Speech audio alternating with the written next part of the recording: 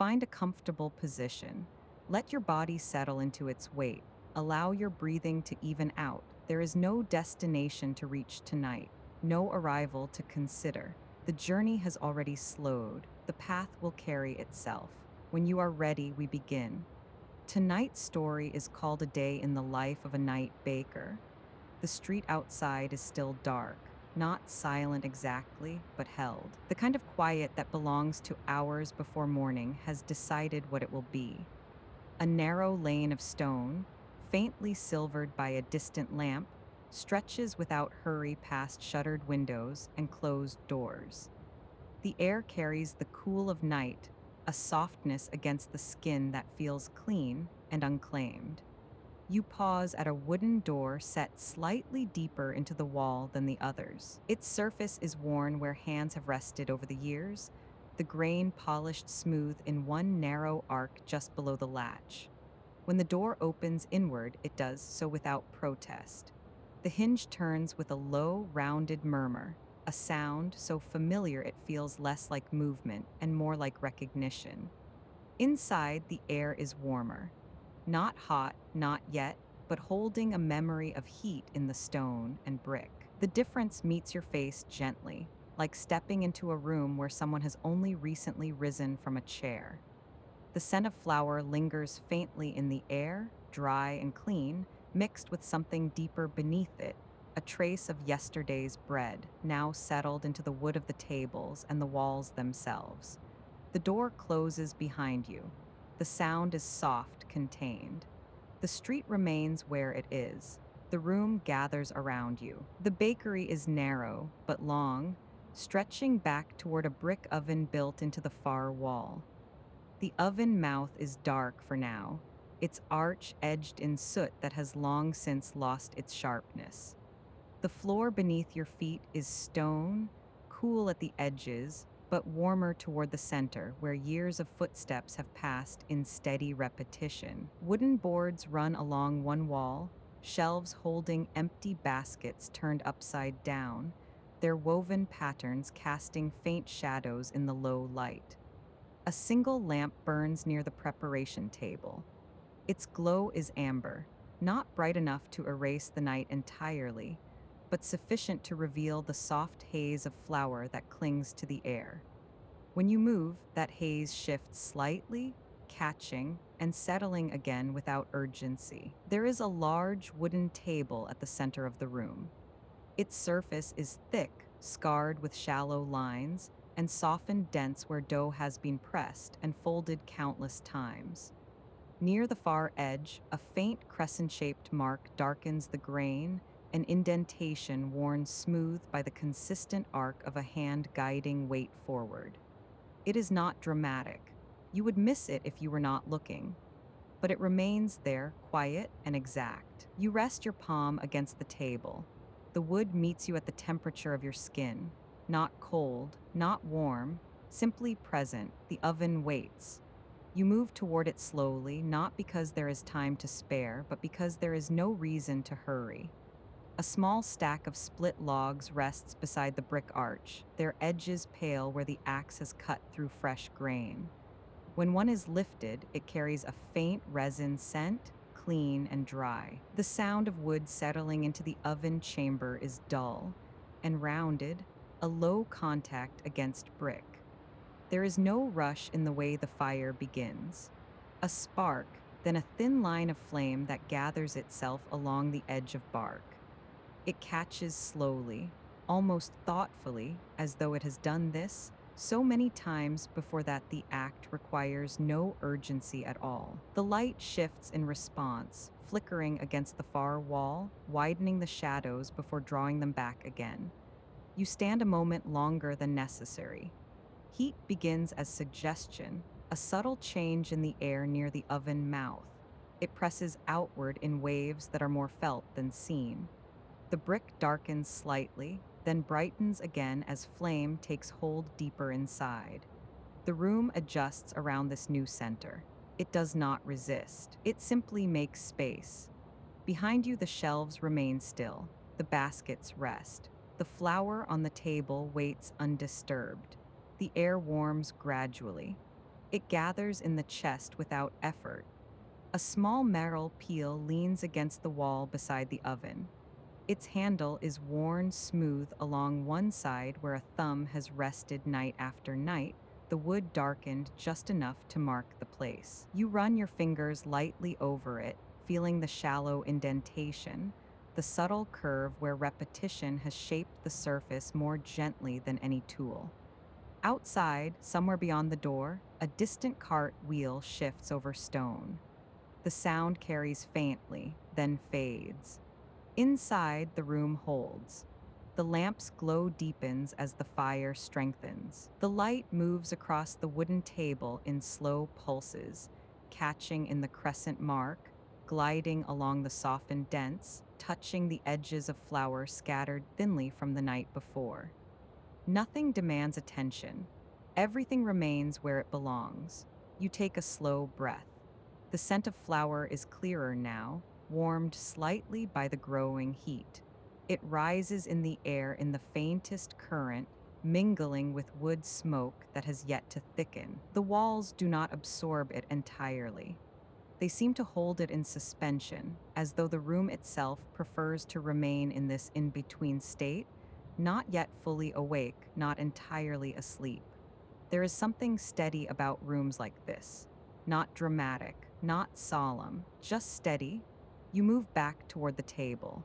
Your hand rests again against the wood, this time with a little more weight. The surface does not give, but it accepts the pressure without complaint. Beneath your palm, the grain feels familiar, almost responsive. The faint crescent mark remains just beyond your fingers, quiet evidence of nights layered gently over one another. The fire deepens behind you. The street remains dark, and the room, warmed by brick and wood and memory, begins to gather itself for what it has always done, without haste, without strain, simply in its own time. The warmth from the oven settles into the room gradually, not as a rush, but as a quiet expansion. It moves outward in slow, invisible layers, brushing the underside of the wooden table, easing into the corners where stone meets wall, rising toward the low beams overhead. The air thickens slightly, not heavy, simply fuller. You reach for the sack of flour resting against the far wall. The fabric is coarse beneath your fingers, its surface dusted pale from use. When lifted, it yields with a soft weight that feels known rather than measured. The string at its neck loosens easily. A faint sigh of powder rises as the top folds back, carrying that clean, almost sweet scent that belongs only to flour, dry wheat, ground fine, patient. You tip the sack gently over the table. A pale mound forms at the center of the wood, landing with a soft, rounded sound. The flour does not scatter wildly, it settles. A faint cloud lifts, hangs briefly in the amber light, then lowers again as though guided by the same steady rhythm as the fire behind you. Your fingers draw a shallow well into the center of the mound. The motion is smooth, practiced, circular. The flour yields easily, shaping itself around the curve of your hand. There is something quietly reassuring about the way it responds, neither resisting nor collapsing, simply adjusting. You pause. The room listens. Water waits in a stone jug beside the table. When you lift it, the clay feels cool against your palm. The first pour is measured, not precise, but familiar. The water finds the well in the flour and settles there, darkening the pale surface in widening rings. For a moment, nothing more happens. Then your hand moves again. The first fold is slow. Fingers gather flour inward, guiding it into the center. The mixture thickens gradually, soft and uneven at first, then beginning to hold. It clings lightly to your skin, leaving faint traces along your knuckles. The scent changes almost imperceptibly, less dry now, more alive. The sound is small but steady, a faint rasp of flour shifting against wood, the soft glide of palm pressing forward, the low contact of dough beginning to form. Press, fold, turn. The rhythm establishes itself without announcement. Behind you, the fire shifts with a muted crackle as a log settles deeper into heat. A tiny spark lifts and vanishes inside the oven chamber. The sound is contained, almost absorbed by the brick. You continue. The dough gathers into itself more willingly now. It resists slightly under pressure, then yields. Your palm presses forward, heel of the hand guiding weight into the center, folding the outer edges inward. The surface begins to smooth, though faint ridges remain where flour has not yet fully joined. There is a particular sound when dough begins to come together, not quite a thud, not quite a whisper. A muted contact between weight and wood. It repeats in steady intervals, each press nearly identical to the last, yet subtly distinct. The table holds the rhythm. You adjust your stance slightly, feet grounding more firmly against the stone floor. The warmth rising from the oven reaches your back now, a gentle pressure rather than a heat. It does not demand attention. It simply exists. The dough warms beneath your hands. There is a small imperfection in the wood near the edge of the table, a faint scratch that runs diagonally across the grain, too shallow to catch flour, but visible if the light meets it just right. The lamp's glow touches it briefly, then shifts away. It has likely been there for years. It remains without explanation. Press, fold, turn, your breathing aligns gradually with the motion. Not forced, not deliberate, just aligning. The flour that once lay loose and pale now becomes something cohesive. The surface rounds under your palms. A thin line forms where the fold meets itself, then disappears as you smooth it forward again.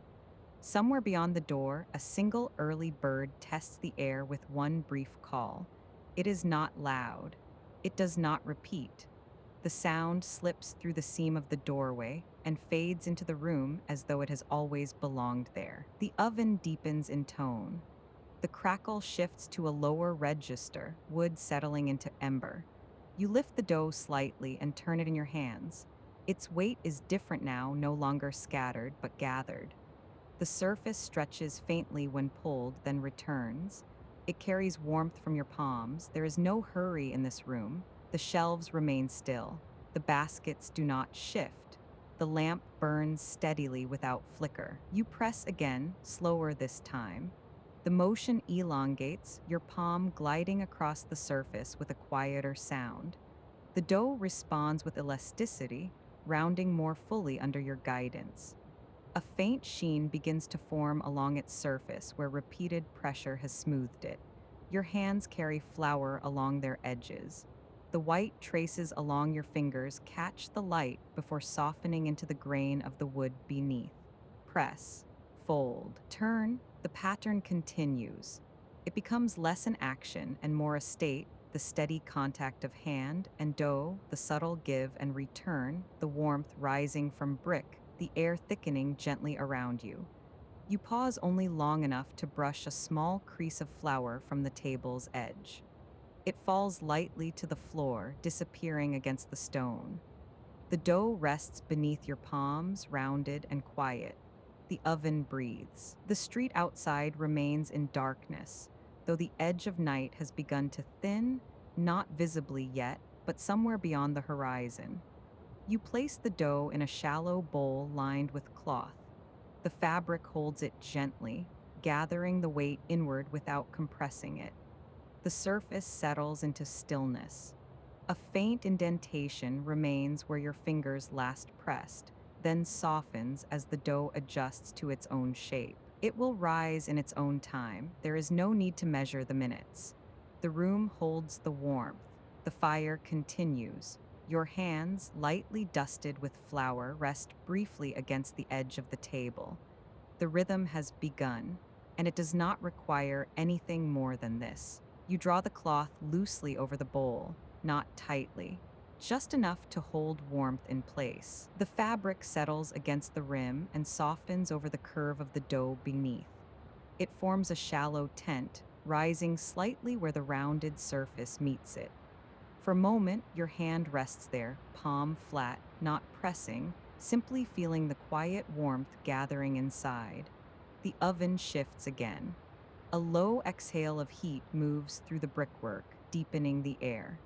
The fire has settled into ember now. The sharper crackle has softened into something steadier, a slow, contained breathing. You move toward it without urgency.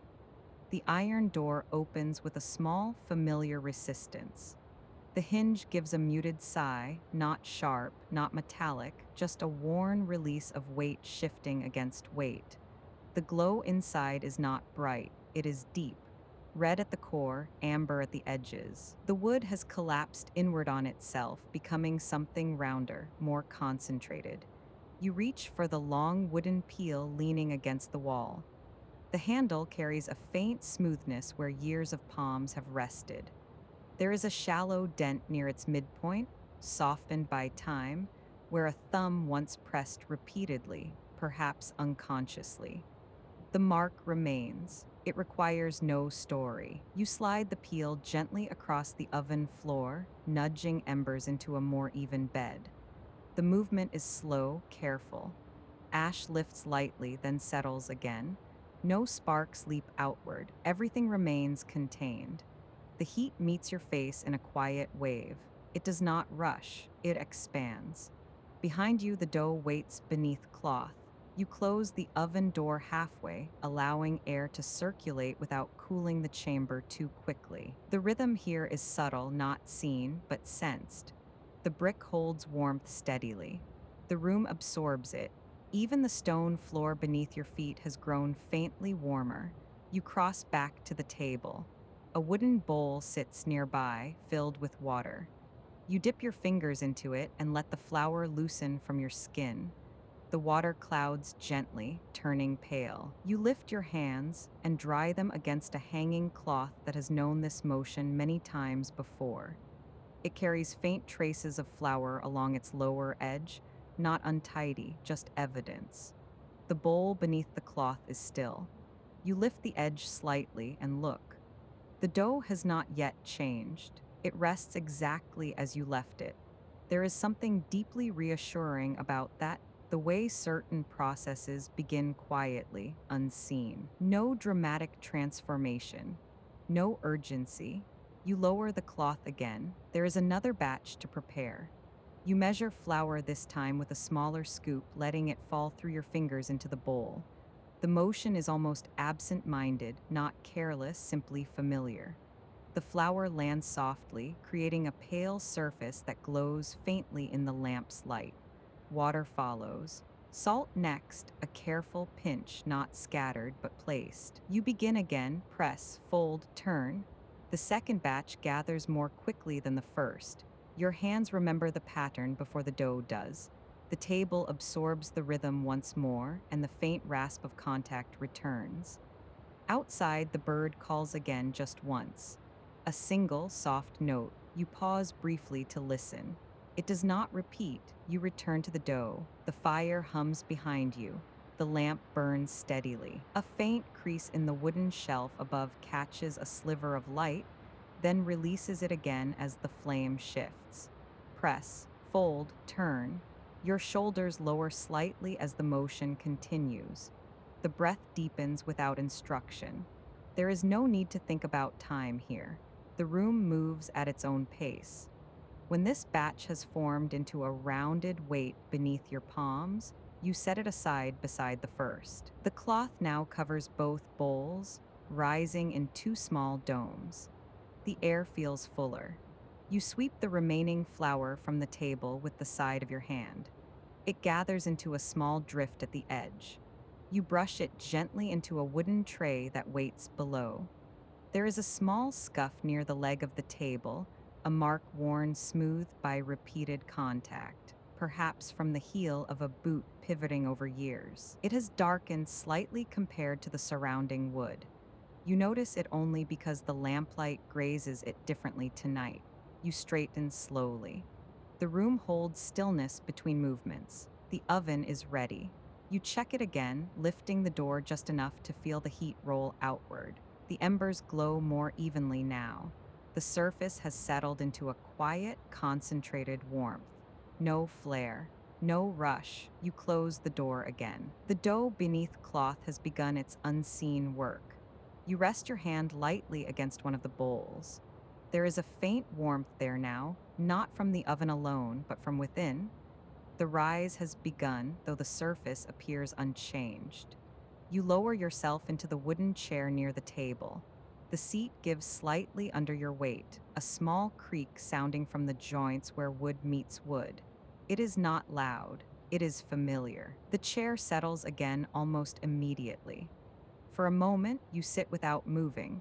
The fire hums, the lamp glows, the bowls rest beneath cloth. A faint draft slips beneath the door, carrying the scent of night air cooling outside. It mingles briefly with flour and heat before dissolving into the room's warmth. You lean forward and rest your elbows lightly against your knees. The rhythm continues even in stillness. Somewhere deeper in the oven, a piece of wood shifts, collapsing gently inward. A soft crack, then quiet again. The first bowl has risen slightly now, a small lift beneath the cloth, visible if you look closely. It is subtle. The dough has rounded more fully, pressing faintly against the fabric. You lift the cloth once more. The surface beneath has changed. It is smoother now. Air has begun to gather within it. When you press a finger lightly against the edge, the indentation remains for a moment before easing back slowly. You nod to yourself, not as approval, but as recognition. It is ready for shaping soon. The room feels warmer than when you began. The second bowl shows the same quiet transformation, though slightly behind the first. That is expected. Each batch has its own rhythm. There is no need to rush one to match the other. You rise again. The peel waits by the oven. The flour waits in its sack. The table waits to be dusted once more. The night holds steady outside, thinning at its edges. You fold back the cloth fully now and tip the first risen dough gently onto the floured table. It lands softly, holding its shape for a moment before easing outward under its own weight. You press it down lightly, releasing some of the air within. The sound is almost inaudible, a faint sigh. There is something deeply calming about that release, not collapse, simply adjustment.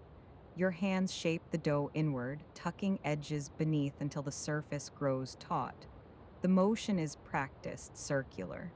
The loaf forms gradually, rounding under your palms. The flour beneath it shifts and settles in faint arcs. The oven breathes again. You place the shaped loaf aside and begin the second.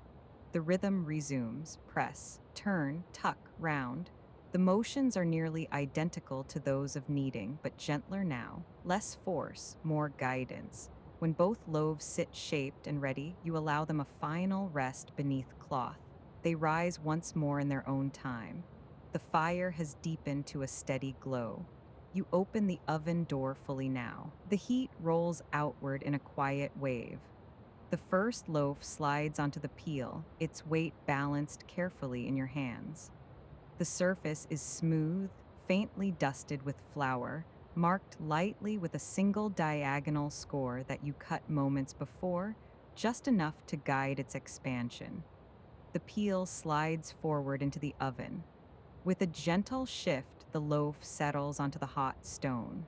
The door closes. The room grows slightly cooler without the open heat. You lean back against the table and allow the silence to widen. Inside the oven, the bread begins its own quiet transformation, unseen but certain. The second loaf waits. The night thins a little more beyond the door, and the rhythm of the room continues. The oven holds its heat like a steady heart. You do not open the door yet. There is a certain patience required at this stage, not waiting in the restless sense, but allowing. The loaf inside the chamber is undergoing its quiet change. The surface will be shifting, lifting, rounding against the heat. The cut you marked across its top will begin to widen, not dramatically, but enough to guide its expansion. You remain where you are. The second loaf rests beneath cloth, rising slightly, the surface domed and calm. A faint crease along one edge marks where the fabric folded too sharply for a moment before easing. It will smooth itself. The table bears the pale outline of flour from where the dough once lay. You brush your fingertips lightly across it, feeling the thin layer of powder shift. It leaves a faint trail where your finger passed, not drawn with intention, just the natural result of contact. There is something reassuring about surfaces that remember. The oven door makes a small internal tick as the metal adjusts to heat. The sound is contained and low. It fades almost immediately into the deeper warmth of brick and ember. You step toward the oven now. Your hand rests on the handle. It is warm, but not too hot to touch. When you open the door, the heat meets your face again, more intense than before, though still steady. The loaf inside has risen fully now. Its surface has taken on a deeper color, amber turning gradually toward brown. The score across its top has opened gently, revealing the lighter crumb within. The scent has changed. It is no longer simply flour and warmth. There is sweetness now, a deeper aroma that fills the space between you and the oven's mouth. It moves outward slowly, settling into the room without force. You do not remove it yet. You close the door again and allow it to deepen further. Behind you, the second loaf waits patiently. The cloth rises and falls faintly with the breath of the room, though there is no breeze. It is only the warmth shifting through the air. You return to the table and run your hand lightly across the second loaf's surface.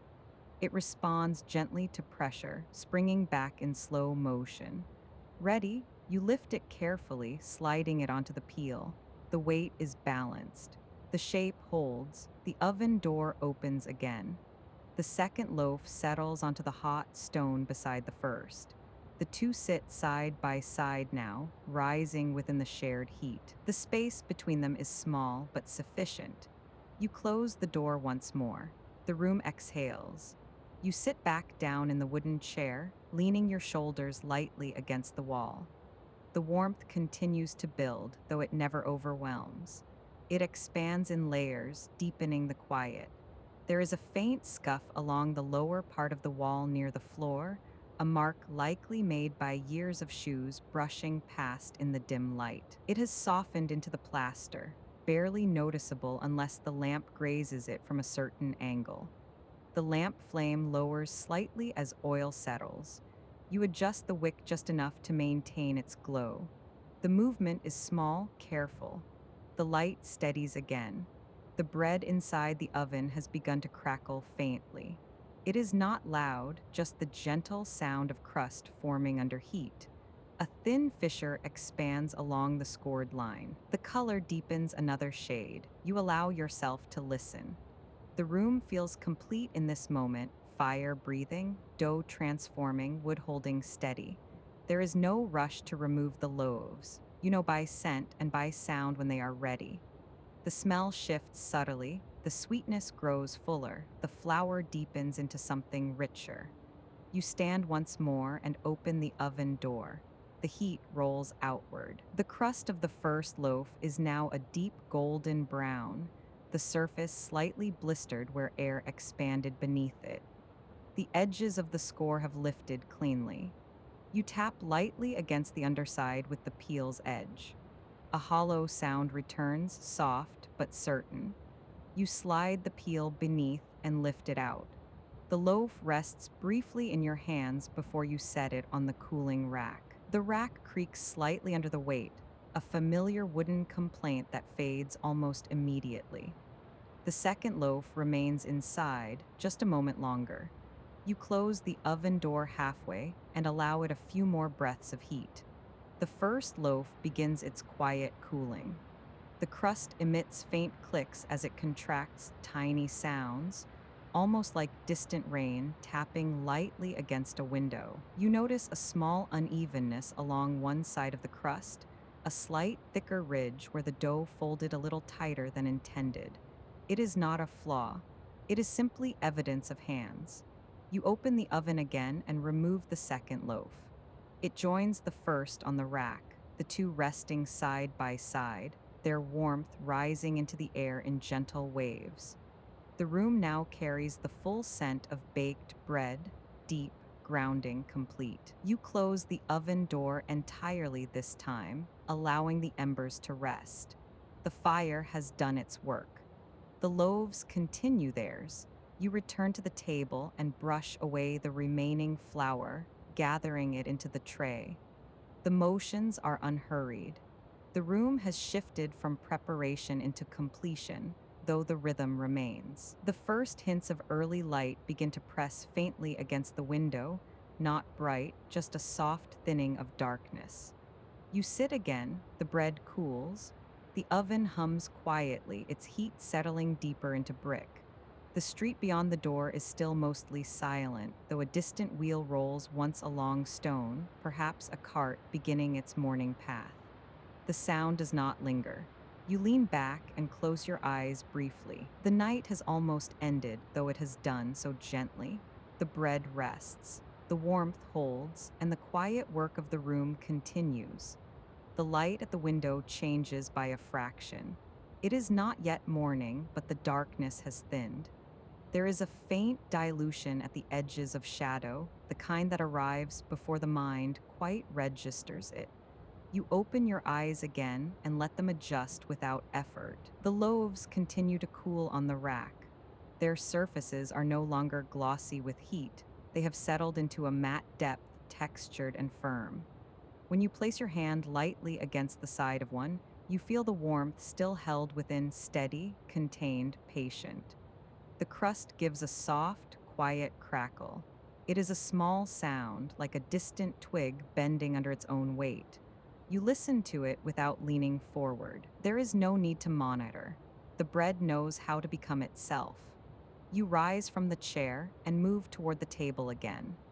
The flour has mostly been cleared, but a faint dusting remains along the edge where your sleeve brushed earlier. You wipe it away with the flat of your hand, feeling the texture of wood beneath, worn smooth in places, faintly grooved in others. There is a shallow dent near the far corner of the table, almost circular, where something heavy once rested for a long time. You trace it absently with your fingertip. It does not interrupt the surface. It belongs to it. The air in the room feels fuller now, richer with scent. The sharp edge of yeast has softened into something rounded and deep. It carries a hint of sweetness, almost nut-like, layered beneath the warmth. You lift one of the loaves gently and turn it slightly, inspecting its base. The underside bears the faint imprint of the stone, not perfectly even, but firm and clean. You place it back down without commentary. Across the room, the embers in the oven have settled into a dim, quiet glow. The sound from within is almost gone now, reduced to a low, internal hush. You open the oven door just slightly, not to add wood, not to adjust, only to allow a little more air through. The hinges move with a soft breath. The interior glows faintly, then steadies. The room has shifted from creation into aftermath. There is a softness to this hour, a held stillness before the town stirs.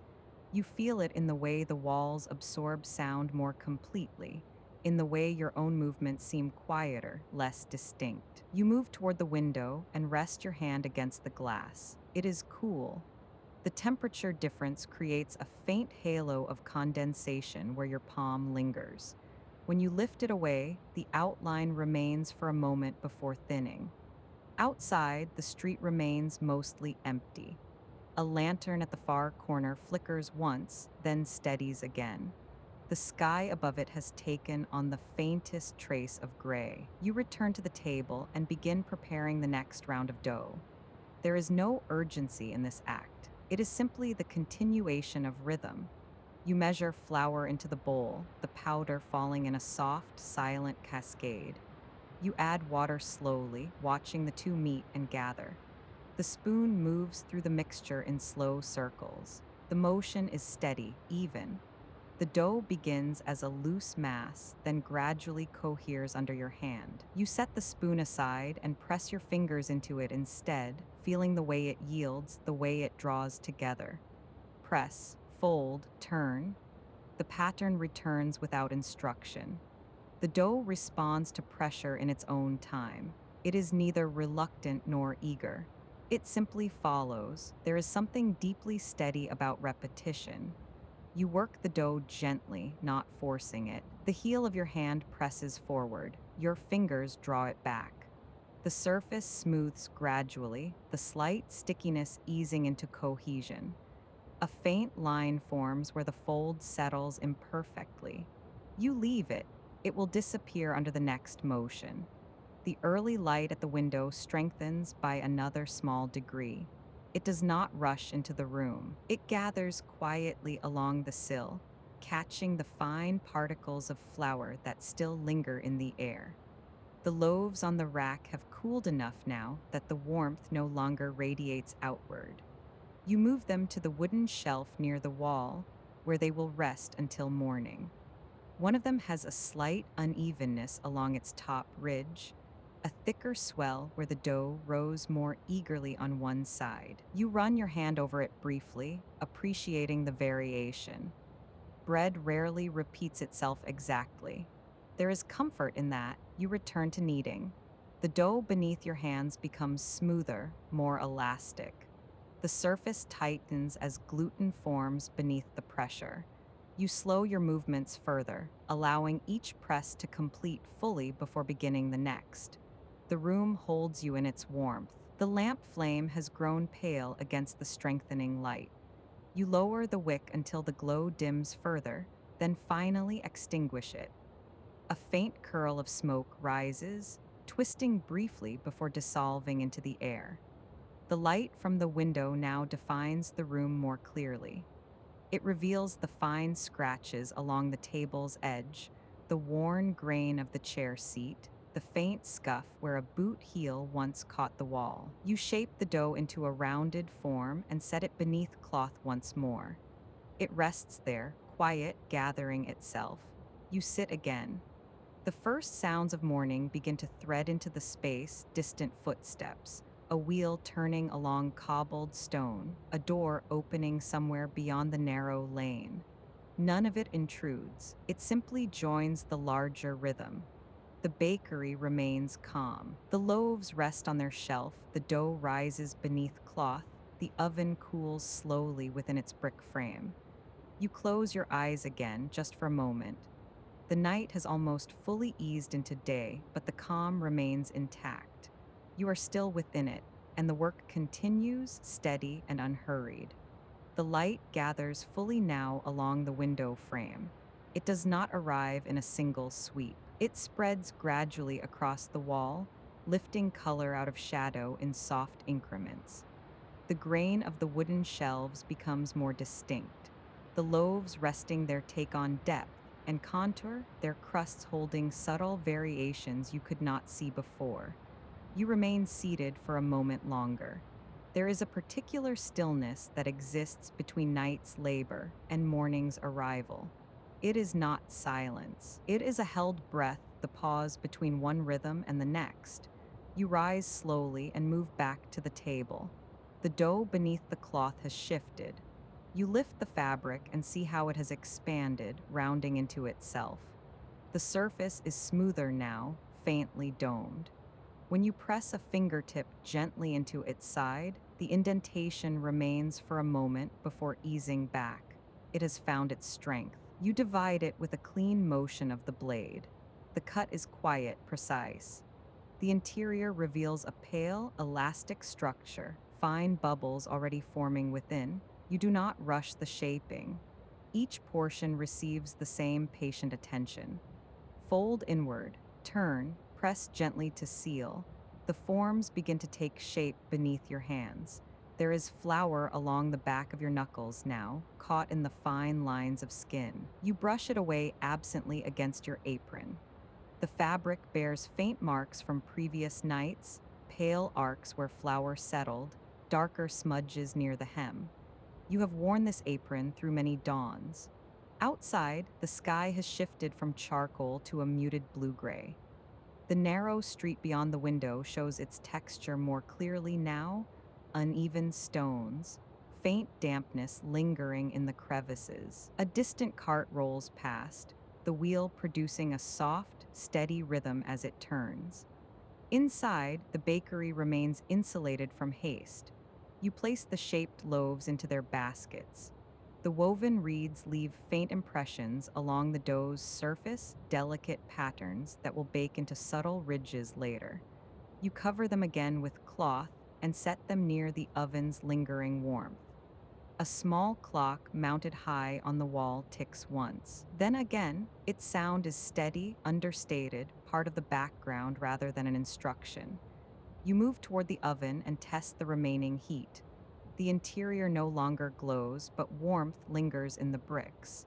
You add a single piece of wood, not to build a roaring flame, only to maintain the temperature for this final bake. The wood catches slowly. The flame rises in a quiet line, flickers once, then steadies. There is something reassuring about fire that behaves itself. You stand with your hands resting lightly on the oven door, feeling the warmth through the metal. The heat travels into your palms, grounding you in the present moment. Behind you, one of the cooling loaves releases another faint crackle. The crust adjusts as it meets the air. The sound is brief and delicate, like a whisper settling. You turn, listening without leaning. The morning advances by fractions. You uncover the proofed loaves and score their surfaces with a practiced hand. The blade moves cleanly across the top, opening narrow lines that will guide the rise. The cuts are not identical. Each loaf carries its own slight variance in angle, depth, curve. You slide them carefully into the oven. The door closes with a soft, contained sound. Heat gathers around the dough immediately, enveloping it. You can feel the shift in the room, a quiet intensification that remains controlled. You return to your chair once more. This time, you do not close your eyes. You watch the light expand across the floorboards. It reaches the leg of the table, climbs slowly up its side, revealing the worn notch near its base, where a previous baker once rested a boot heel repeatedly over the years. The wood there is smoothed differently than the rest, subtly concave. You rest your foot in that exact place now. It fits. There is comfort in alignment like that, in stepping where others have stepped, in working where others have worked.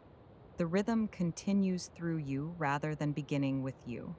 The first true rays of morning slip through the window. They strike the far wall at an angle, illuminating a faint scattering of flour still suspended in the air. The particles drift slowly, almost imperceptibly, before settling. You inhale. The scent in the room has shifted again, deeper now, more robust as the new loaves begin to rise in the oven's heat. It is a scent that carries both memory and promise, though neither feels urgent. The door across the street opens. A neighbor steps out, pauses briefly, then continues on. You see the motion in silhouette softened by the early light. The bakery remains its own contained world. You sit within it, steady and composed, listening to the oven's quiet breath, the clock's measured tick, the faint stirrings of the town beyond. This is the final stretch of the night's labor, not an ending, but a rounding. The dough will rise, the crust will form, the door will open. But for now, there is only this gentle continuation. You remain in your chair as the heat builds gradually behind the oven door.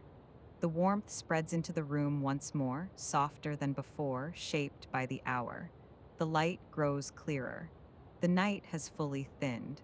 And still, the rhythm holds. The warmth from the oven deepens in slow increments. You rise before it calls you. There is no alarm, no urgency, only a quiet awareness that the loaves have entered their own transformation. You move toward the oven and rest your hand briefly against the door again. The heat presses back, steady and contained. You open it carefully. A rush of warmer air brushes across your face, carrying with it the unmistakable scent of bread at the beginning of its rise. Fuller now, expanding, the interior gases pushing outward against the scored lines you marked earlier. You do not remove the loaves yet. You only observe. The cuts have opened into gentle arcs. The surface is lifting, rounding, responding exactly as it has countless times before. You close the door again. There is patience in this part of the night. The shaping is done. The tending continues.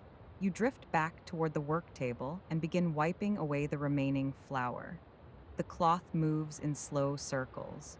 The wood beneath it reveals subtle tonal shifts where flour once dulled its color. A faint scratch near the edge catches the light differently, not deep, just a thin line where a blade once grazed the surface years ago. It remains. You run your fingers lightly across it. The mark is barely perceptible now. Wood remembers, but it softens its memory over time. Outside, morning gathers its first quiet momentum.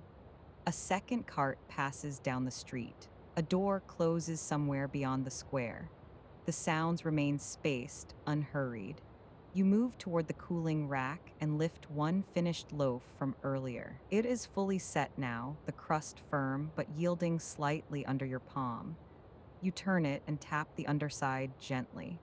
The hollow note it produces is clean and resonant.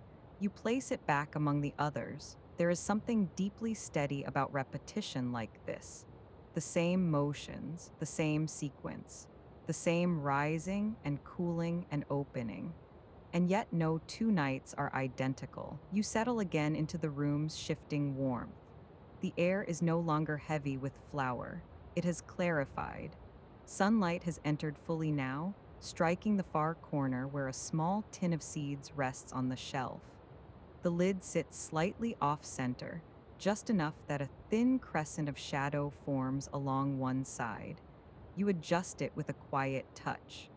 A hinge on the cupboard beneath the counter gives a faint sigh when you open it. The sound is familiar, neither loud nor intrusive. You retrieve a clean cloth and fold it precisely before setting it near the oven. The fire within continues its controlled burn. You hear the faint crack of settling wood, not sharp, simply the internal shift of heat adjusting structure. You move more slowly now. There is a difference between the motion of labor and the motion that follows it. Your shoulders rest lower. Your breath deepens slightly. Even the way you step across the floor has changed, less intention, more flow. The bakery feels fuller in daylight, not crowded, just more visible. The shelves reveal their contents more clearly. The stacked trays show faint flour prints left by previous handling. A small darkened patch on the wall near the oven marks where heat has brushed it over years. You touch the brick beside that mark. It holds warmth differently there. You return to the oven once more. When you open the door this time, the loaves are ready. The crust has deepened to a rich amber brown. The scored lines have opened fully, creating delicate ridges along the surface. You slide the peel beneath each loaf with practiced precision and draw them out one by one. Steam rises briefly as they meet the cooler air. You place them gently onto the rack. They settle with a faint, contained sound, a quiet meeting of wood and crust. You stand back and observe. There is no dramatic moment, no flourish, only completion. You lower yourself into the chair again, this time closer to the rack. The scent is strongest here, warm grain, caramelized crust, a hint of smoke from the oven's breath. It fills the room evenly, not overpowering, simply present. You rest your hands loosely in your lap. Morning has fully arrived beyond the window now. The sky holds a clearer tone. A passerby slows slightly as they walk past the bakery, perhaps catching the scent through the small open vent above the door. Their pace does not change much, only a fraction. Inside, you remain still. The loaves crackle faintly as they cool, each releasing small adjustments as the internal steam escapes. The sounds are intermittent and gentle, like soft knuckles easing. There is a rhythm here too.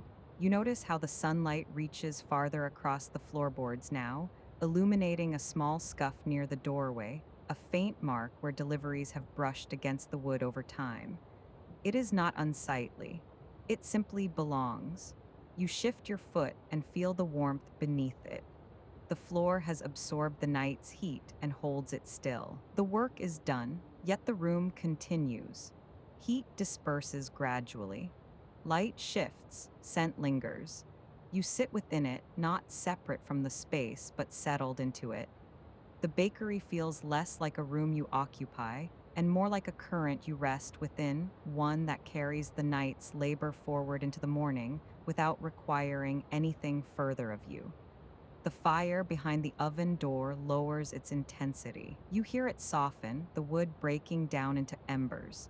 There is no need to tend it further. You remain seated. The town outside will begin its day. Doors will open.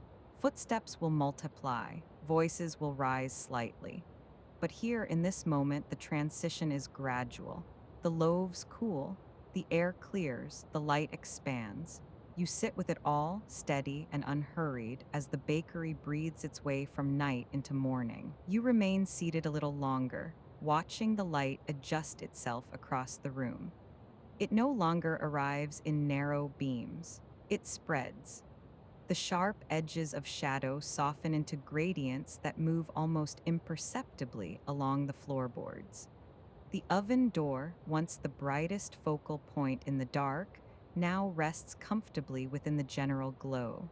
You rise without hurry. There is a way the body stands when its work has been completed, not with collapse, not with strain, but with a quiet recalibration. Your spine lengthens.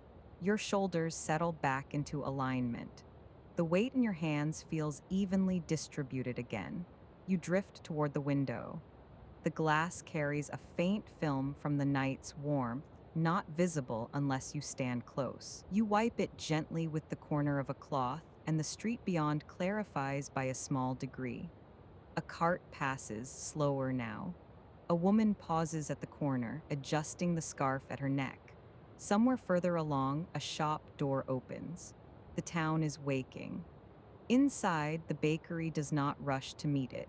You return to the rack and turn one loaf carefully so its underside meets the air. Steam no longer rises visibly, but warmth radiates in a subtle halo around it. You feel it against your palm. There is something reassuring about bread that has finished becoming what it was meant to be. You move back toward the counter and rest your hands on its surface. The wood has cooled slightly since earlier, but it still holds the night's memory in its grain. Your fingers trace a shallow groove near the edge, a mark worn by years of steady pressure from hands much like yours. It has rounded over time. Nothing here is sharp anymore. You gather the cloths from the table and fold them one by one. The motions are simple, precise. Fabric aligns with fabric. Edges meet cleanly. The action requires no thought. A hinge on the cupboard beneath the sink sighs again as you open it. The sound is small but familiar, a contained exhale. You place the folded cloths inside and close the door gently. Across the room, the embers inside the oven continue their quiet transformation. You sense the change more than hear it, the shift from flame to glow, from glow to warmth, from warmth to residual heat. You do not intervene.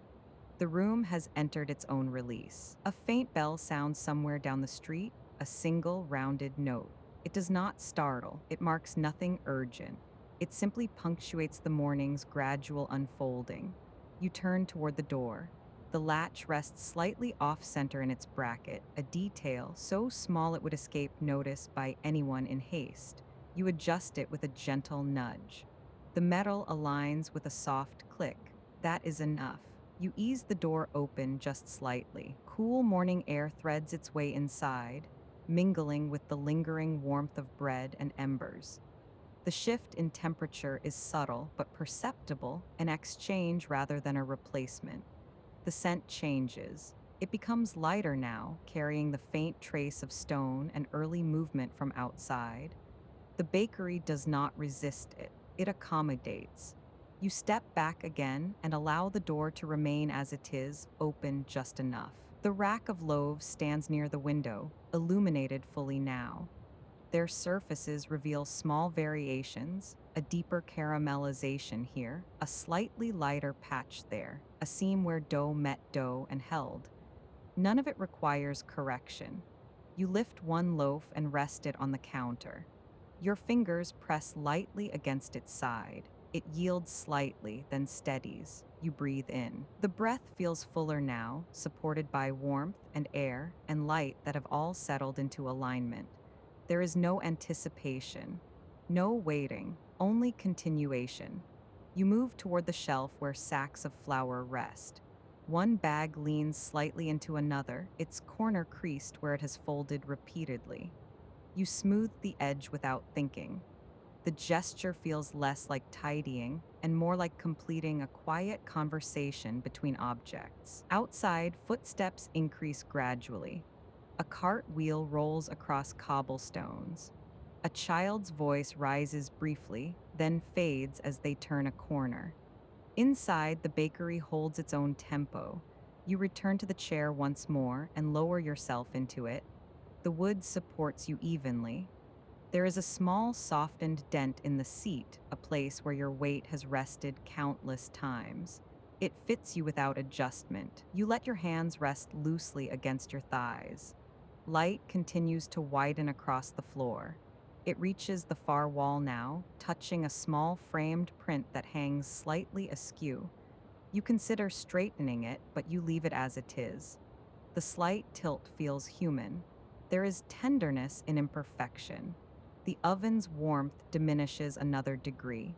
The bricks no longer radiate as strongly. The room's temperature begins to match the morning air more closely.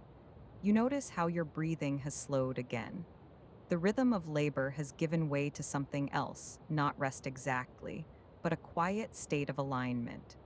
The bakery, the street, your body, all moving within their own contained pace. You stand one final time and cross the room without counting the steps. The movement feels liquid now, less deliberate, more folded into the air itself. You run your palm once along the counter's edge. It feels smooth. You pause near the rack again. The loaves are fully cooled now, their crusts firm and set. The crackling has ceased. The transformation is complete. You do not need to announce it. You simply stand within it as morning continues to gather beyond the open door. And the bakery shifts naturally from nights tending into day's quiet offering. You remain standing beside the rack for a moment longer, not because there is anything left to do, but because the room feels complete in this exact configuration of light and air. Morning has settled fully now. The glow that once belonged only to embers and lantern glass has been replaced by something broader and less contained. Sunlight moves gently across the floorboards, widening with each passing minute. It does not rush the space awake. It simply occupies it. You drift toward the oven one last time. The iron door holds a trace of warmth, though the intensity has softened into memory. When you rest your palm against it, the temperature feels almost identical to your skin, a quiet equilibrium. For a moment, it is difficult to tell where your warmth ends and the oven's begins. The boundary does not disappear dramatically. It eases. You step back and let your hand fall to your side. The flour in the air has settled completely. Surfaces no longer carry the faint haze of work. Everything appears defined again, though not sharply, as if the room has exhaled and allowed its edges to return in softened form. A small ripple of sound travels from outside, the slow roll of a cart, the muted rhythm of hooves on stone. It passes the doorway and continues along the street without drawing you after it. You remain where you are. There is something deeply steady about rooms that have witnessed repetition for years. They do not strain for novelty, they hold continuity. The bakery feels less like a place that performs a task and more like a vessel that allows something to occur. You move toward the long wooden table. Your fingers hover above its surface, then lower lightly. The grain carries faint lines where kneading has pressed again and again, smoothing some areas while leaving others untouched. One shallow indentation near the edge catches your attention, not dramatic, just a slight hollow where a bowl once rested too long. The wood remembers. You let your fingertips trace it once. Then you release it. The rhythm of the night still hums faintly in your body, even though the external sounds have shifted to mourning. Breath remains measured. Movements remain economical. Nothing in you feels compelled to accelerate. You cross toward the doorway and widen it by a fraction. Hinges respond with a familiar, restrained sigh. The cool air that enters carries a subtle change in scent, stone warmed by first light, distant greenery, something faintly metallic from the morning carts. The interior and exterior begin to exchange more evenly. Light reaches deeper now, sliding across the counter, gathering along the shelves, touching the curve of each loaf. The crusts reveal fine fissures that were invisible in darkness, small maps of expansion and heat. You notice how each one differs slightly from the next. It does not matter, they are complete. You step back again and lower into the chair near the window. The seat receives you easily. The softened dent fits your weight without adjustment. Your feet rest flat against the floor, heels grounded. There is no sense of conclusion here, only continuation. The bakery no longer feels separate from the street beyond. The threshold has blurred into a shared atmosphere. Sound drifts in and out without interruption. A distant door closes, a voice speaks, then lowers. A wheel creaks gently. Inside, nothing strains to answer it. You lean back slightly and allow your gaze to rest on the far wall. A narrow crack runs vertically between two stones, not structural, merely cosmetic. It has been there for years. Morning light catches its edge now, outlining it softly. There is something reassuring about marks that remain through seasons of work.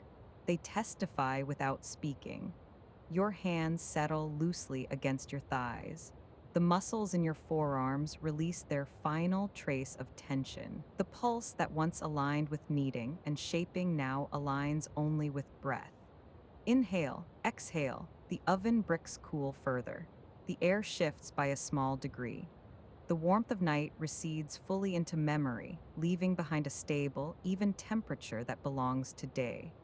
You rise again, slowly this time, and move toward the rack once more. Not to adjust, not to measure, simply to stand near what has been made. You lift one loaf and bring it close to your chest. Its surface is firm, but still faintly warm within. You feel the density beneath the crust, a contained interior that holds its shape without effort.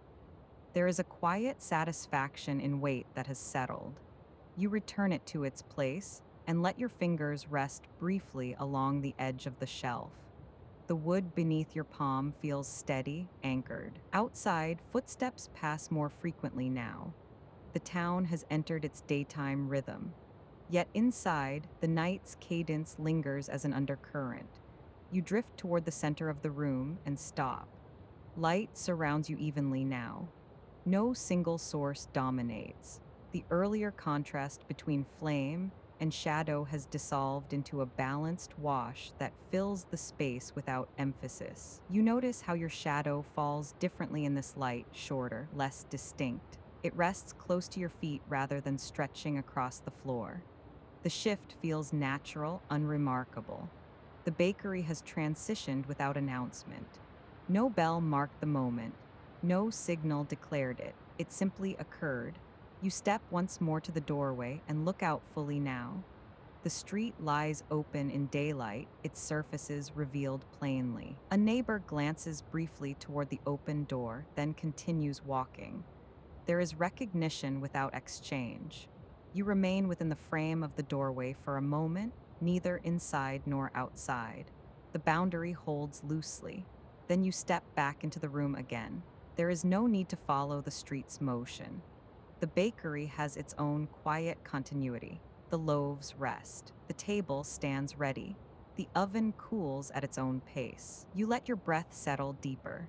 The night baker's work has not ended abruptly.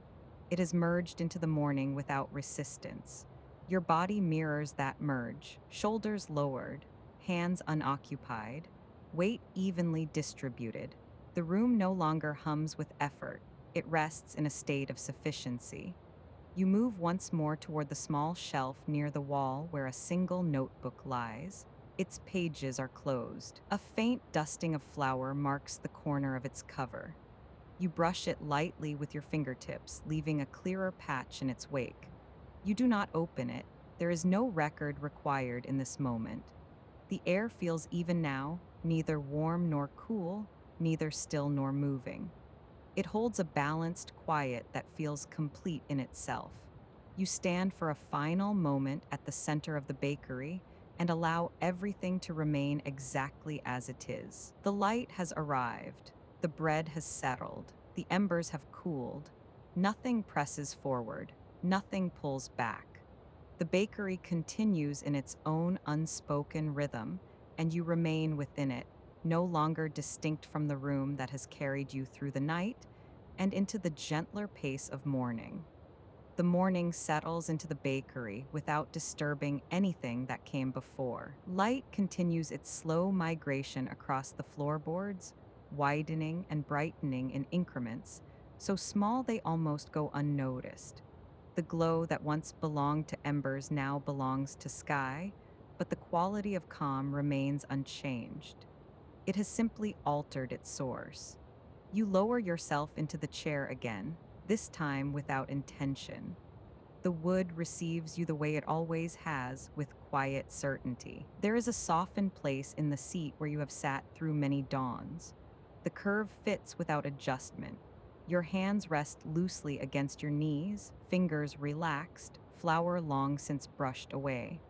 Outside, the town moves into its day. A cart rolls past at a measured pace. Somewhere further down the street, a door opens and closes with a muted thud. A voice greets another voice. The sounds remain contained, never intruding, simply existing alongside the bakery's steady interior. You notice how the loaves on the rack have shifted in color now that the light has strengthened. The crusts hold a deeper amber than they did by firelight. Small fractures in their surface catch the brightness differently, revealing fine lines you did not see before. There is something satisfying about seeing work revealed under clearer light. You rise once more and drift toward them. Your hand hovers just above the nearest loaf, then lowers gently to touch its surface. The warmth within has receded further, though it has not disappeared entirely. It lingers faintly, the last echo of the oven's heat held inside. It feels complete, not urgent, not waiting, simply finished. You let your palm rest there for a moment longer, then withdraw it. The gesture feels less like checking and more like acknowledging. A small fleck of flour catches your attention near the edge of the table. You brush it away with the side of your hand. It leaves behind the faintest pale smear, then vanishes into the grain of the wood. The room feels lighter now, not only because of the sun, but because the weight of motion has lifted. There is no kneading to be done, no shaping, no tending of flame. The effort has already passed through its arc. What remains is presence. You move toward the oven one final time and rest your fingertips against the brick. The surface is cooler than before, though still faintly warm at its core. The warmth no longer radiates outward. It remains internal, contained.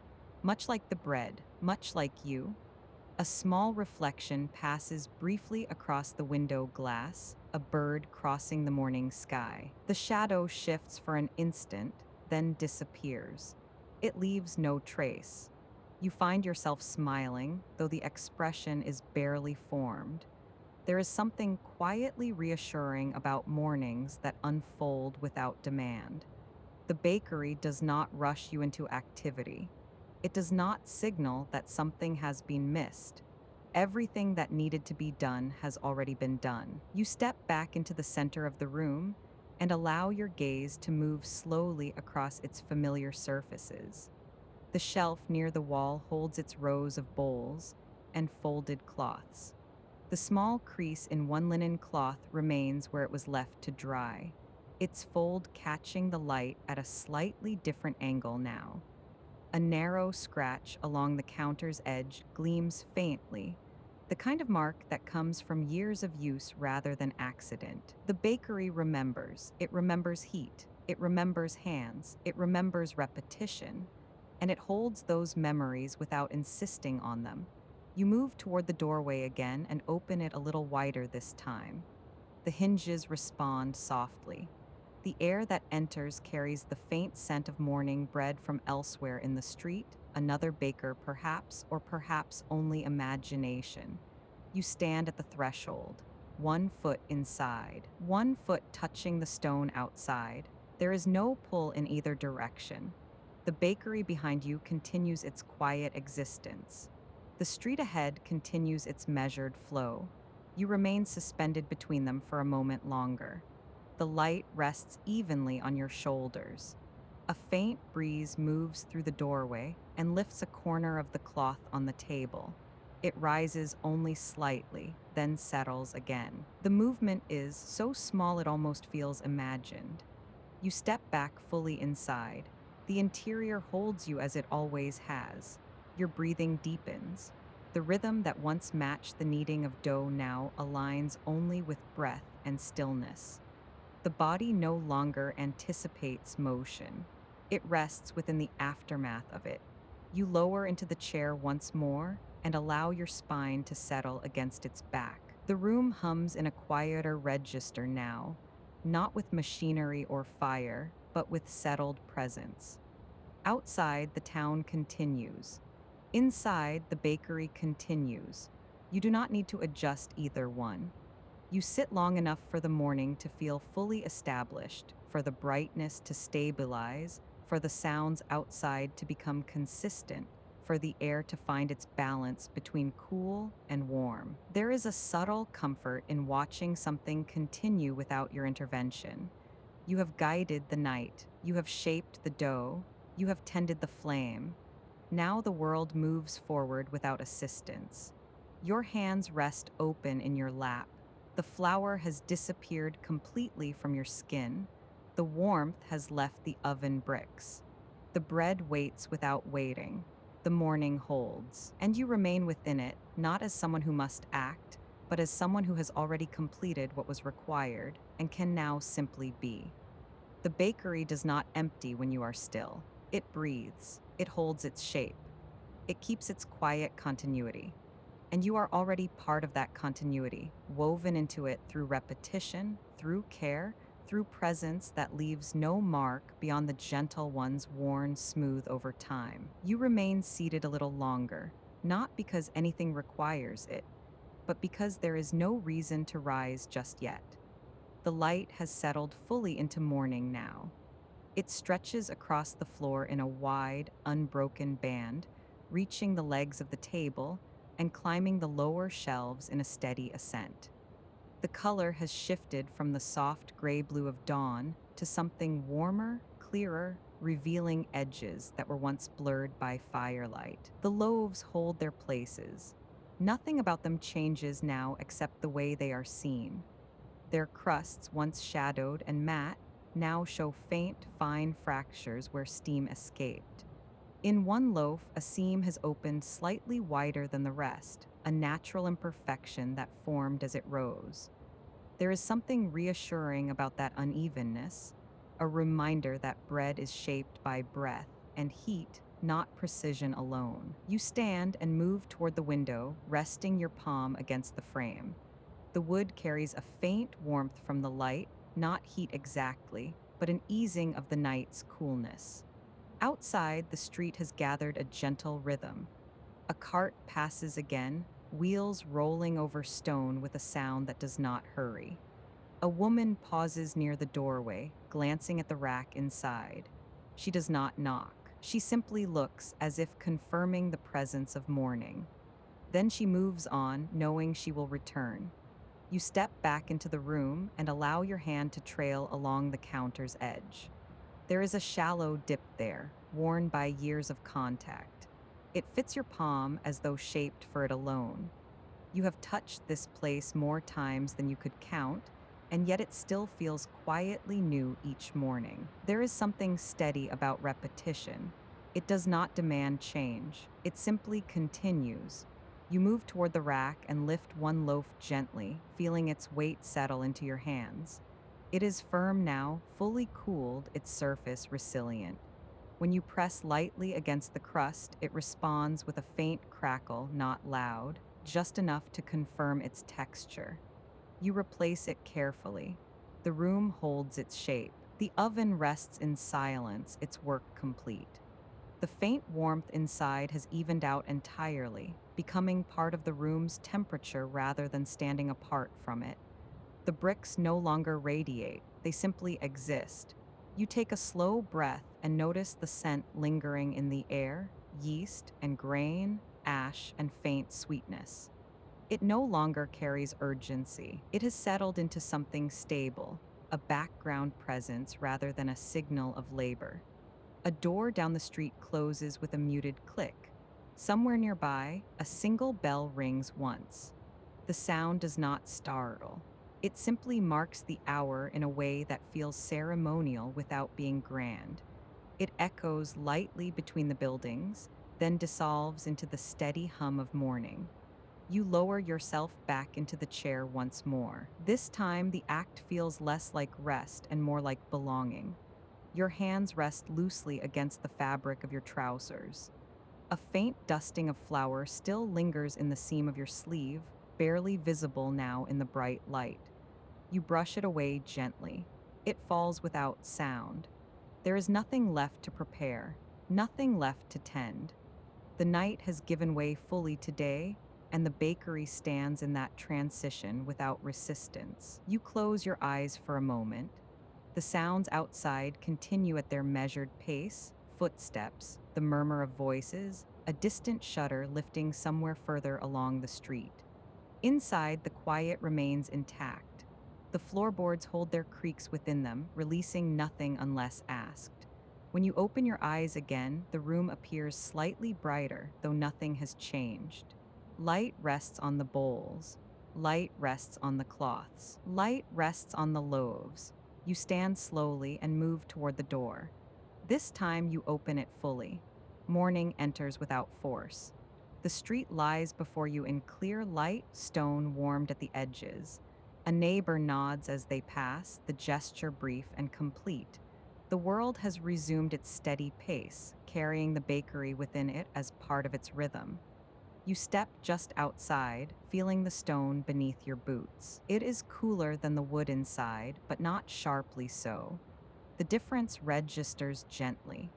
Behind you, the bakery remains open, its interior unchanged by your absence of movement. You turn once more to look inside.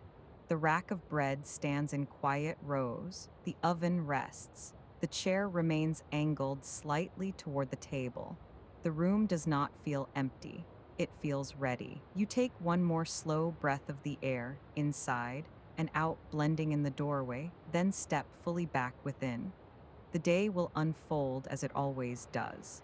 Customers will enter, coins will change hands, loaves will be lifted and wrapped and carried away. The oven will cool entirely before it is lit again tonight, but none of that presses against this moment.